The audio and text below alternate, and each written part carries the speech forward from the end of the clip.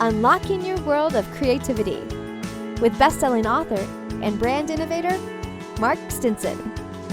This episode is brought to you by White Cloud Coffee Roasters, where every bean tells a story of adventure. Visit whitecloudcoffee.com and use the code CREATIVITY. Welcome back, friends, to our podcast, Your World of Creativity, where we travel around the world talking to creative practitioners everywhere about inspiration and innovation and connections and confidence to get our work out into the world. And we've made stops all over, and today we're stamping our creative passport in Lafayette, Louisiana, to talk to Victoria Racca. Victoria, welcome to the show. Thank you. Hey, welcome to the last man. Welcome to the And a Raging Cajun, folks, a Southern mom, a wife, and now a powerhouse entrepreneur in the beauty industry. We're going to cover all that with Victoria.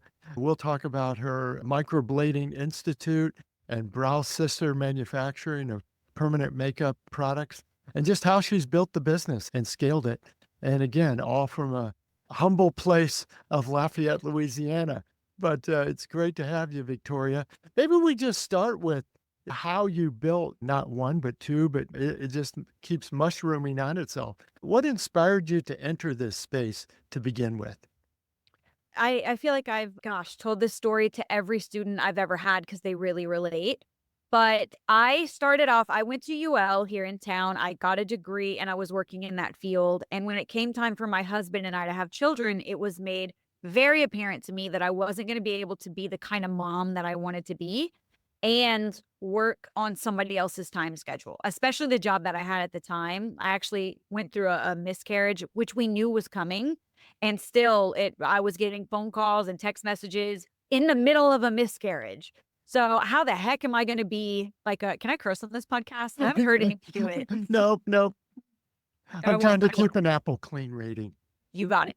How the heck am I going to be the kind of mom that I want to be if I also want to have a career and I'm stuck on somebody else's time schedule? I don't want to ask permission to be a mother, basically. Mm-hmm. So I had a great mom. I had the kind of mom who is, you're sick and you have to stay home from school, Susan's there. You need to go to a doctor's appointment, Susan's the one taking you. You left something at home, Susan will bring it to you. You need a volunteer, Susan's the volunteer. We're going on a field trip, Susan's on the bus. So I just had one of those great moms who was always available and always present. That's not really practical in 2025. I made the decision to get into the beauty industry because A, I was always interested in it.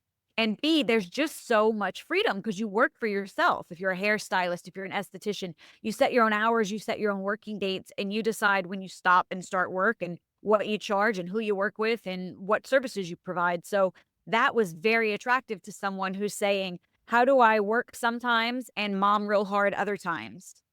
And that's how it started. It just started off that way. I actually graduated in esthetician school and 2 weeks later found out that I was expecting. Mm-hmm. I was a little pissed off about that, actually. Because who starts a business and a family in the same month? It all worked out. God sent you what you need. I had that baby on purpose for a reason. 7 years old and running around. And I love that you have this kind of who does that attitude. When did you, and with entrepreneurs, do we ever accept that we're onto something? But when did you say, I think this is going to work? I feel like once a month I feel that way. And then twice a month I feel, man, we should just shut it down. That's right. We should just call it a day. I don't know if I've ever had an actual moment where I felt like, oh, it's working or we're really on to something. I think I've had lots of small moments where I felt like the thing I was working on at the moment was really working out. There's always like this feeling of we're progressing towards something, towards a bigger goal.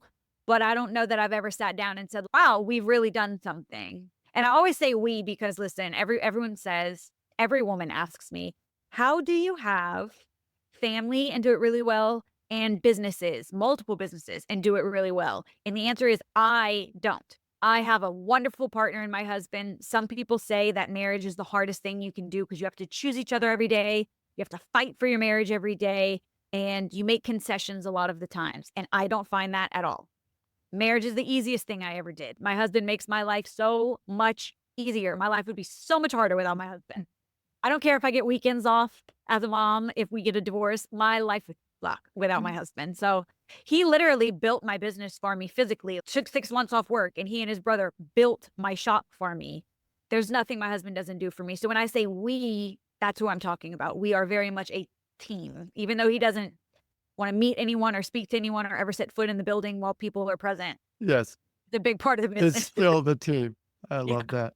Many entrepreneurs focus on either services or products, Right. there are some differences. Yes, some overlaps and similarities in the industry, but to be a service business or to be a product manufacturing business, it's a very different mindset.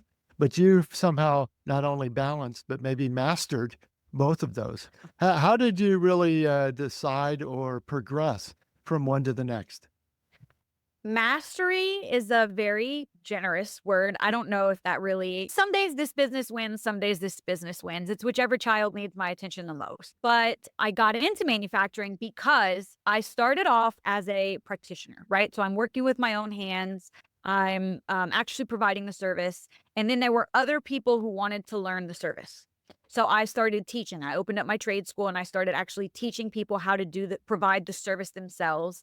And then I realized that was getting pricier and pricier, and I couldn't control that because there's a variable in that.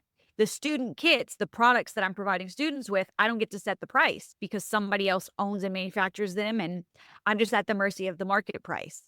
So in aesthetics and also in cosmetology, basically, you can buy things at back bar price. That's not necessarily true unless you have your own e-commerce store for permanent makeup. I have to buy pigments and I have to buy, unless I'm buying in gigantic bulk to resale, if I just want to put it in a student kit, I'm buying at regular price, which is making things really expensive. And if they have to go up on their prices, my student kits cost more. So I can't nickel and dime my students every time somebody else changes their mind. So there was a gap in the market where this one very popular product disappeared for quite some time. Nobody could find it. And I'm checking all the Facebook groups. Everybody's having the same problem. Everyone uses this product and no one can find it. Mm. So I put my little thinking cap on and thought, you know what? I should be manufacturing my own products anyway, at least disposables or something to take down the cost of these kits. And also, right now is a perfect opportunity to jump in and fill this gap in the market. And I had no idea what I was doing. I'm a very much the Tina Fey school of thought, say yes and figure it out later. So I didn't know the world of trouble I was getting myself into because this product happens to be FDA regulated. It is technically a drug. And I found someone, if you don't know what you're doing, hire someone who does. Hire someone who's already done it. So that's what I did. I found someone who brokers manufacturing deals and I kept him on for about 2 years and then I bought him out of the business and got rid of him. But yeah, so it just progressed. One thing led to another. It was a very organic flow from moving from one thing to the next. And I still do all three things. I still do services, I still teach services, and I still manufacture products for services. But you can't ride two horses with one ass. That's So right. at some point, one of these things, hopefully the products, is going to become so large that I do have to cut off the other in order to push the ladder forward. Because I would just love, listen, my dream, I would love to build up so many wholesalers purchasing from me, so many orders monthly from me that I can turn around to the International Body Art Alliance and say, buy my company. Mm-hmm. I would love that. So that's where it started all the way to where I'm going, where I'm headed. Yes, yes. And this is products and services. Let's also talk about scaling through education, and teaching. This Microblading Institute, now franchised under a Yep. Board of Regents, and all very, again, impressive just to figure out the accreditation process and all the hurdles and obstacles and potholes that must have led you through. Oh my God. It was over 10-month process. And of course, I decided to do this during the pandemic. Going in front of the board kept getting pushed and it was a problem. And trying to make two different government boards talk to each other is a nightmare. So I'm under the Department of Health as a licensed tattoo artist, but then I had to be under the Board of Regents to do any kind of education. And those two boards did not want to speak together. They didn't want to make nice. And they actually got into a pissing match that I was CC'd on the email of saying, no, you have to inspect her first. No, you have to. No, you have to. To the point that I had to call someone, this guy named Brian, who doesn't even work in that department anymore, to actually say, hey, you actually have to go and do it. Somebody has to. I was stuck in limbo for so long, and the government red tape to be able to do anything is outrageous. I went through a lot of hurdles. I had to get all kinds of bonds for my insurance and solicitor bonds and all. It was a lot of work. It was a lot of work. But you decided this focus on true education. And a real education, not just a training weekend seminar, but, Yeah. true institute type training. You Yeah. felt like that was going to impact not only your own business, but maybe help grow the industry at large. Exactly Has that. that been borne out? Yes, you are exactly correct. A lot of people think it's weird to say, I do it and other people want to do it, so I'll just teach them how to do it because you're creating your own competition. That's what people think, right? But actually, if you think about it, they're going to do it anyway. They're watching you and they want to do it. They're going to try and do it anyway. And when I got trained the very first time that I had training in permanent makeup, there were no good educators in Louisiana. I couldn't find a single one. So I had to go to Houston to my friend, shout out Lisa Fast, wonderful lady. She gave me my first course ever. But back then, they would only train you if you already had knowledge in skin. So you had to either be an RN or a licensed esthetician or a cosmetologist. That's why I went to esthetician school so that Lisa would train me. So when people started saying that they wanted to do it and they were looking for a trainer, they started finding these like trainers that weren't real educators, people who had a 1-day class or a 2-day class. You can't learn to tattoo in 2 days. It doesn't work that way. So they started putting out, there was this huge influx of like scratchers, basically microbladers, who were putting out really terrible work. And that actually is going to negatively impact me because sure, I do better work and I can charge more if I want to. I have higher overhead anyway. I have to charge more, but nobody is going to want to get their brows done if they know 6 people who got them and 5 of them look terrible. So just to stabilize and legitimize the industry, I owed it to the people around me to put out not just education that was attainable for them, but high quality education where they're actually learning something. And that's where you separate the boys from the men. There are the scratchers who didn't want to spend more than $1,000 and they didn't want to spend more than a day. And now they think they're going to walk into the next gold rush and charge $600 for these terrible tattoos. The tattoo, it's permanent. It's staying on their face forever. Or they're going to have to pay thousands of dollars for laser and months of pain because you thought, oh, this will be a quick $600. That's wild to me. Versus people who came with me and they took a week-long training and then they stayed on and did apprenticeship for several months and they got lots of hands-on practice and they got to see all of the clients that I'm doing and healed work a year later and how to do a touch-up and different complications that can, how to work on scar tissue, how to work on fragile skin, lots of experience. And those people now work in this field and they work in this town, and that doesn't affect my bottom dollar at all because I've diversified my income. First of all, I'm an esthetician. I can do lots of things, not just permanent makeup. Secondly, I'm the one who taught everyone. Don't you want to come to me?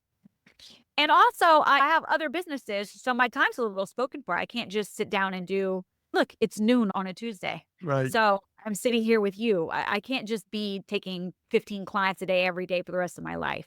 I'm not an esthetician. I'm not a cosmetic tattoo artist. I am an entrepreneur. And I would make an absolutely terrible employee because I would constantly be thinking of, you should do. I think we entrepreneurs share that.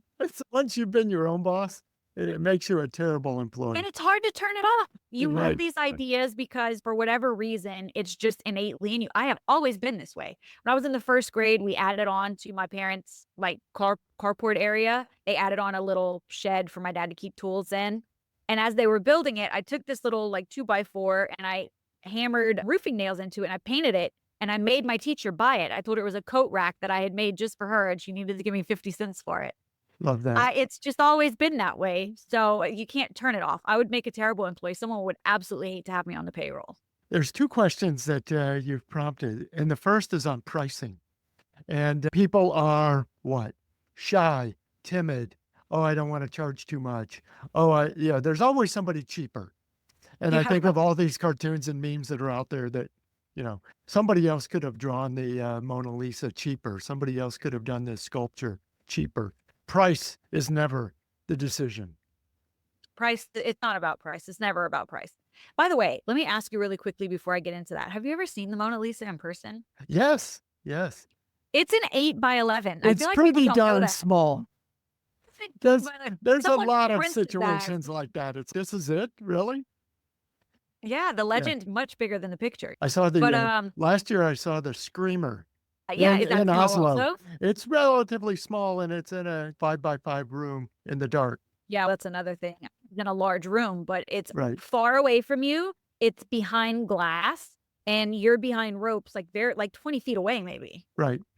Yeah, it's difficult to. But it's Just, well protected because you're not going to mess with the Mona Lisa. yeah, thank God. Well, who Nobody's wouldn't going to do? throw blood on it or whatever they Yeah, do. that would be awful. Yes. So price. You asked me about price, and I Yeah. got very distracted thinking about the Mona Lisa. Uh-huh. I think there are two things that I have a very strict feeling about when it comes to price setting. Number one is that everyone is guessing their price. No one has any idea if they're profitable or not. Nobody ever sits down and looks at their actual overhead and looks at their cost of service and decides whether or not what they're charging is A, appropriate, and B, cost effective. They have no idea if they are turning a profit or not. What they do is, and listen, if you're listening to this and this is you, don't feel called out, just feel called up. Okay. Go and look at your books and make sure you're doing it correctly. What they do is they look around town, they see what other people charge, and then they say, I'm not as confident in my skill set yet. I'm new. And they knock off $50. Mhm. So if I charge $650, they will charge $500 or $550. Or if they're really feeling something, they'll charge $600, but most don't. I am also an educator with a decade of experience. So they only look at it from that level. They'll say, I'm not as experienced as her, so I'm not going to charge as much. But they don't look at, first of all, you don't know my overhead when I set those prices. Mm. You have no idea if I'm profitable or not, or if I even know if I'm profitable. You don't know. I could be an absolute idiot who just accidentally became good at business. Fell into it. Yeah. Yeah, you have no clue. You don't know if I have brand deals with needle companies and get all my needles for free and all my machines for free. You don't know what I pay in mortgage or rent or what my property taxes are. And if you haven't looked at those numbers for yourself and decided whether or not you're actually covering those costs with your clients, then you're just guessing your way through. You're not actually running a business. You created a job for yourself and you're hoping to be able to keep employing yourself. And that's it. The second thing I think of when I think about pricing is that you get what you pay for. So if you're going to someone quite literally because they charge $50 less than the person that you wanted, then cheap brows are the most expensive brows in the whole world because it's a tattoo and getting it lasered off is incredibly expensive. And I tell people all the time, I don't do cheap brows. I don't. So if somebody says like, where can I go to get my brows done? That doesn't cost an arm and a leg. Don't tag me. I cost an arm and a leg. I do not do cheap brows. I fix cheap brows and it's very expensive. Mm-hmm. And in your case, like it's only your face. And I think about the cheap painting on your house and things like this. You can get away with a cheap car wash, but when you're dealing with something as important as your face, you might not want to fool around with it. Or like you I said, can- any tattoo, it's only permanent. So, yes. Your face. Don't worry about it. Oh, No, Mark, I can't have a cheap car wash. I have a Porsche. Get out of here. that's the way. Uh-huh. Yeah. No, I think your standard should be high across the board. I think you should never think of it as we can always fix it later. I can have somebody else do it next time or whether it's your face or something replaceable, a bad haircut or whatever. I think you Mhm. should always uphold your standards. And as the practitioner, it's always your name walking out the door every time. So even if you're fixing somebody else's work, when they leave, they're going to tell people, oh, Victoria did my eyebrows. So I know that it's not my best work because it's a cover up of someone else's, but nobody else knows that. And they're telling people I did them. And they're telling them emphatically and excitedly because they didn't like what they had before and I helped. Other people don't know that. They think that person thinks that these are great eyebrows that I did. Yes. That's a nightmare. You should always be working, not just scrupulously, but tirelessly to make sure that you're putting out your best work every time because it is permanent. It's forever. Yes. And if you have one or two people walking around with terrible eyebrows saying that you did them, and that goes for anything, nails, hair, whatever, that's your reputation. Your passion really comes through and your beliefs in these both business and professional standards. And this is something you try to coach, you teach. Yeah. So it's not just the techniques of the microblading and other aesthetic things, the business side. Yes. Here's the question though, all the creative people listening, can it be trained? Your passion might be natural, or you were born with it, or it's innate, but can you train somebody to really have the beliefs that you're building your foundation on that says, No. this is my best work and I believe in it and I'll price it or I'll sell it accordingly? No, I don't think so. I think that people can know right from wrong. And literally for me, it is that black and white. There is right from wrong when it comes to your ethics in tattooing. You know that you did a terrible job. You know that you're not qualified to do that. You know that you don't have that skill set, and you continue to do it anyway. So that's literally just right from wrong. But when it comes to work ethic or drive or passion, it cannot be taught, which is why so many people will take a course somewhere, like my aesthetics class, for example.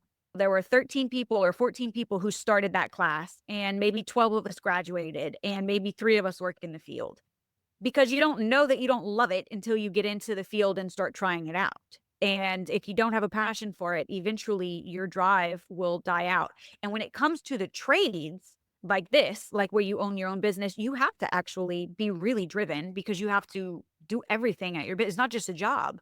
You are the job.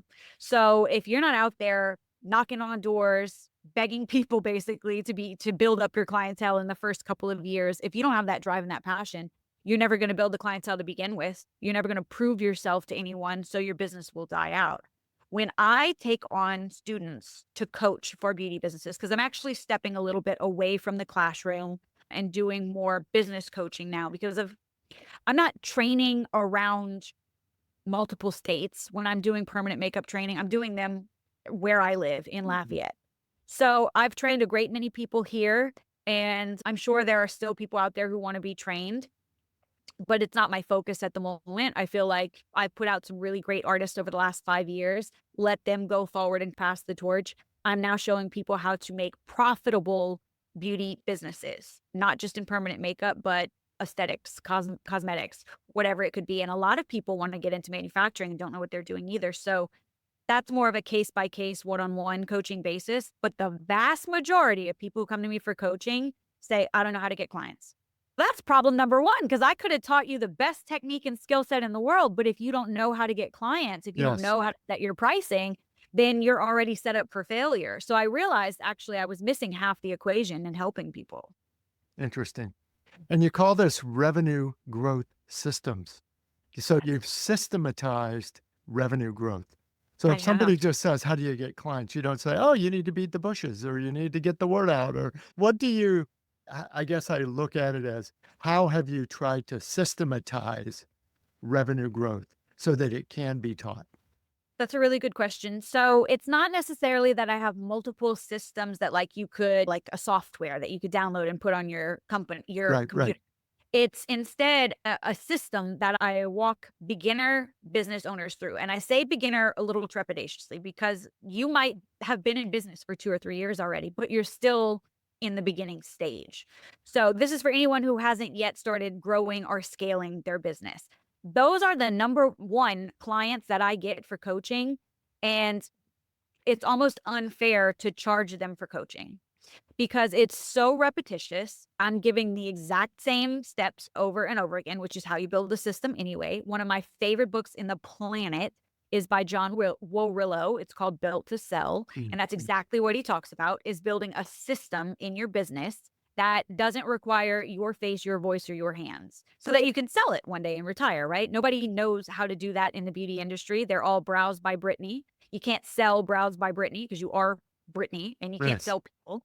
So if you want to retire one day, how do you sell that? That's why we are the Microblading Institute, not Victoria's House of Brows. That's why it's not necessarily my face is in the videos for people who franchise, but I'm not there traveling around training people. Because A, I have a life. I've got family and kids, stuff to do back home. I can't be traveling all the time. Right. And B, it's their company. You do this and you take it and you just pay me a franchise fee every year and call it a day. And if somebody wants to buy that system from me, go ahead. But I already built a system. And then I've done the same at BrowSister. I have built a system that doesn't require me to physically be there or to be the face of the brand. And if somebody wanted to purchase it from me, not profitable enough yet to get the purchase price that I want, but it is attractive enough that someone might make me an offer, and have done.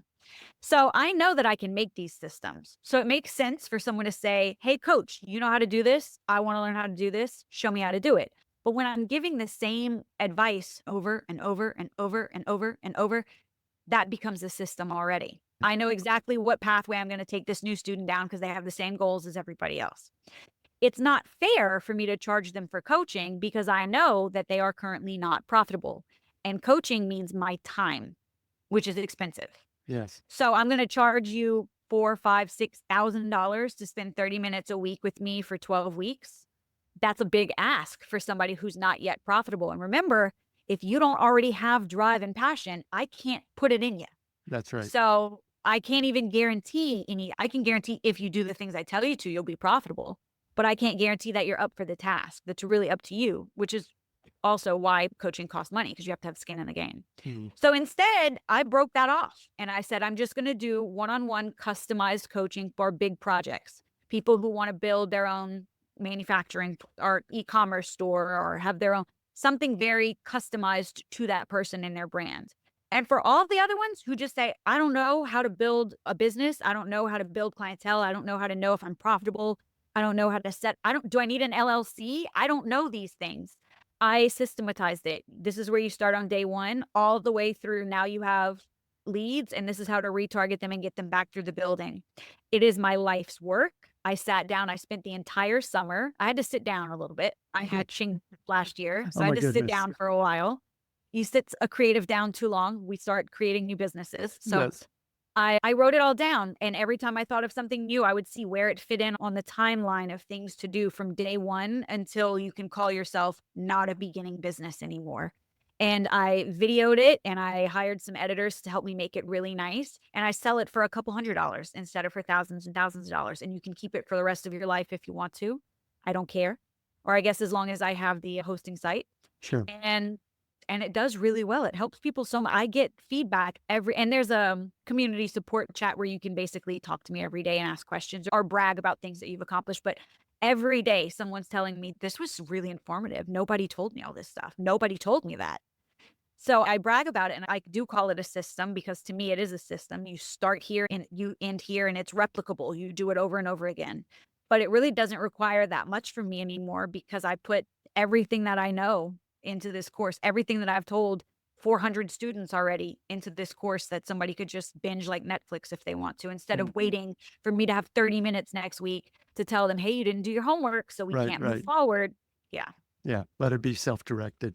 Yeah. Yeah. I have a couple more questions, but this would be a good point to find out how we connect with you, Victoria, how we learn about this program, how we learn about your other businesses.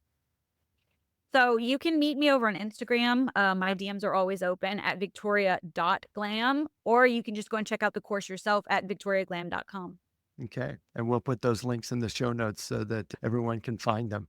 You were mentioning to me that industry growth and industry contribution, you're getting ready to travel to an industry conference. What's the 10,000-foot view, Victoria? And how are you seeing things going forward, not only for you, but for the whole industry? For the industry, I feel like right now we're going through a little bit of a renaissance. Everyone flooded the market after COVID with just, I'm going to work for myself. I really enjoyed not having to be in an office every day. I'm going to do my own thing. Lots of businesses opened. And at that time, we also had lots of trainers entering the market. Oh, sure. I'll show you how to do it. Give me $8,000 in 2 days of your time, and you'll be a six-figure business, a seven-figure business before you know. And of course, we know that's not how business works. A lot of those people dropped out. And then, of course, 2024 fiscally was a terrible year. And for the beauty industry, extra terribly, because we're one of the first things, it's a luxury service. We're one of the first things to get cut out of the budget. If somebody has to tighten up the purse strings, us and housekeepers, we're out of here. Anything aesthetics. So a lot of people wound up closing their doors and exiting the market and moving on, finding what they think of as more secure employment. Of course, your employer could disperse with you at any minute, but what they think of as more secure employment. Right. A lot of people exited the market. Lots of people rearranged their businesses. People who used to work there now work here, etc. So I'm not really sure where we're headed, but I see a lot of people diversifying their service menu. So people are adding on either medical aesthetics like lasers and working under doctors, that kind of thing. I actually did that. I onboarded a medical director so that we could add on to our services. A lot of people moved to the booth rental model instead of having employees, which I was listening to your podcast yesterday. And the lady you just had on, I'm so sorry, I can't think of her name. Maybe was her name Marta?